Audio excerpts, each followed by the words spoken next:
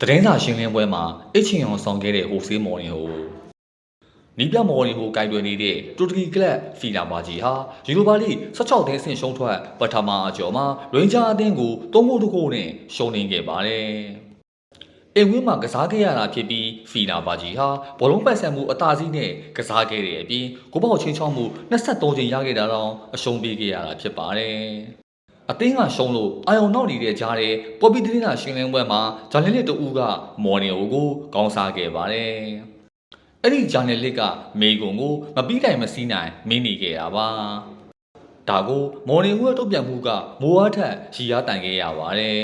။မေကွန်ကတဖြည်းဖြည်းကြာလာတဲ့အချိန်စိတ်ပြတ်တဲ့အမူအရာနဲ့အိတ်ချင်အောင်ဆောင်ခဲ့တာဖြစ်ပါတယ်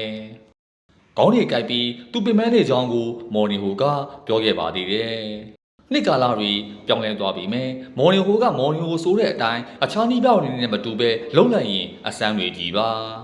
ဆက်လက်ပြီးမော်နီဟိုကရင်ဂျာအသင်းကိုတတိပေးလိုက်ပါတယ်တခုပြောချင်တာကအရန်ကြီးအောင်ပွဲမခံပါနဲ့ဒုတိယအကြောက်ကစားရအောင်ပါပါဒုတိယအကြောက်အပြီးအောင်ပွဲခံနိုင်ရင်ဂုဏ်ပြုသွားမှာပါအခုတော့အေးစိနေပါအောင်ပုံမပြီးသေးပါဘူးဒါကတော့မော်နီဟိုပြောခဲ့တာပါ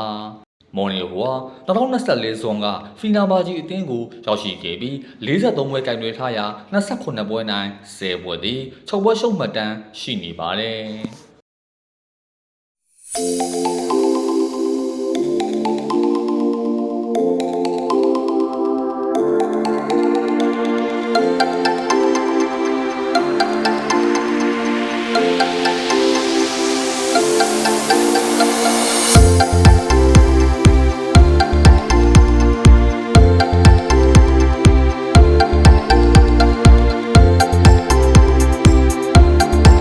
The spice of life.